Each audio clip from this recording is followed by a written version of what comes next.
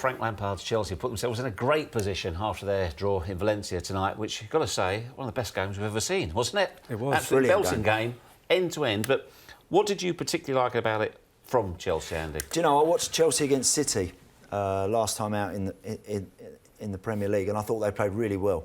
But they just carelessly maybe gave the ball away, or the ball got turned over a couple of times in the middle of the park, and City, being as good as they are, got and scored a couple of goals out of nothing. What I thought was amazing in this game was, I mean, it was literally, it was so end-to-end. There were so many chances, so many situations as well. And look, I think it's brilliant that Frank's playing this way, and I think it's great that he's allowing these players to go for it. And when the game's in the balance a little bit, it's so great to watch. Champions League football is the best football for me. It's better than international football.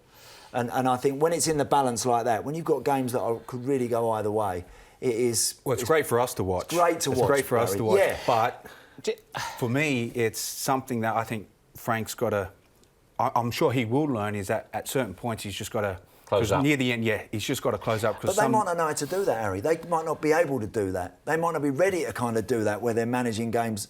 Yeah, but I don't think you can keep going gun ho, gun ho, gun ho all the time. Otherwise, you are going to get caught out. Yeah. And after a great performance, you wouldn't want to lose out to just a, you know what, someone's burst forward and hasn't got back in their position, and just one simple pass just breaks them. Of course, you've got to. Does it not tell? You don't want to knock a terrific result out there, which puts the ball very much in their court, but does it mask it, the actual result? I mean, Valencia had two fantastic chances in the first half. I mean, the boy couldn't do that again if he tried, missed that.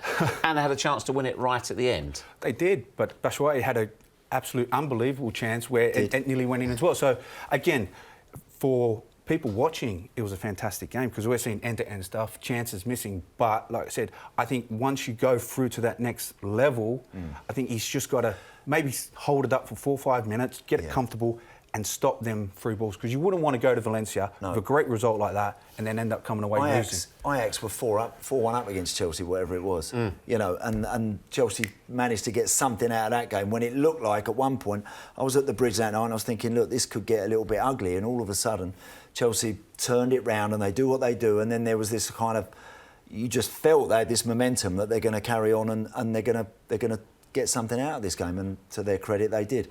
I think it's the way they are at the moment, and I actually applaud Frank for being this way, and I hope it continues that way. I think they're a danger. They might be a danger to himself now and again, but they are a seriously dangerous team to play against, because they're capable of turning a game very, very quickly. Because, I mean, they were leading, but because it's Lille at home, who bottom of the group, and they've also already beaten away from home, Frank won't be too bothered about not coming away with all 3 points, will he? Not overly. Of course, he would like to have. He'd like to have. They've got to see themselves in the box seat now, haven't they? Look, you know, if it came down to the wire and it's like, go and beat Lille at the bridge in your last game, come on, they'll do that. I'd be very surprised if they don't get what they want on the night and get through. Now, the good news is that Tammy Abraham, who was carried off on a stretcher at the time with was reportedly as an internal injury.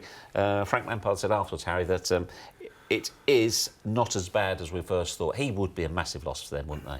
Oh, huge loss. And, I mean, I speak to a lot of people about this, and even Chelsea fans, and I think everyone's surprised about Tammy, you know, about how he's come about, and I'm sitting there going, why? I mean, OK, his record at Swansea wasn't great, but then when he went to Villa, he was scoring goals. I mean, he's prime for the Premier League.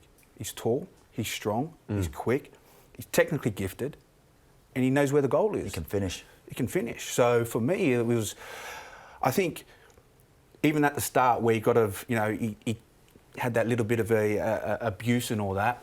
What Frank's done has just put him on another level now. And like I said, for me, he's scoring goals, he's fine. And if he is seriously injured, that's going to be a big. It will be a loss. Big problem. I think Batshuayi is a sub.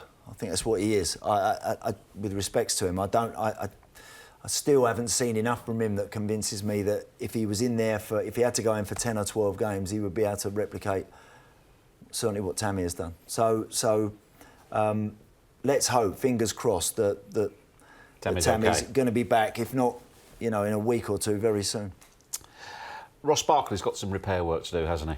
Yeah, where Ross has, the biggest thing he's let himself down with. Look, we've all been players. We've all enjoyed whatever, nights out when you're with the lads, away from the lads, when you shouldn't be doing whatever you're supposed to be doing. There's very few players on the planet that haven't been down that road at some point. Very few fellas. Yeah, well, exactly. Where he's silly is that he's now giving others a chance to have the shirt, where he'd kind of worked hard at the start of the season. I'd seen a bit of an improvement in his game because he's always been a bit in and out, Ross Barkley. Yep. He's always looked like he's got ability, but he's never been able to stitch it together for a long enough period with a bit of end product to look like he's in a position to have a shirt and hang on to it. He kind of started nudging towards that way at Chelsea at the start of the season.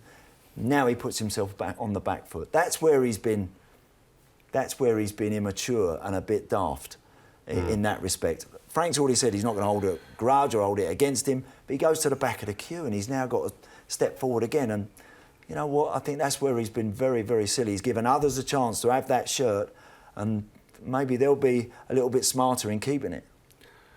Well, we've seen the fine sheet. I wonder what the fine's going to be like. Yeah. Big, I would imagine. But if the manager said, though, look, hold no grudges, said what I've said, he's made the criticism, but do you agree with Andy? He's really going to work double hard now to get himself back in. I'm actually a fan of Ross Barkley. Like I said, there's something there that can really work to really bring him out. And like I said, he started off well, and even for England, he was playing well.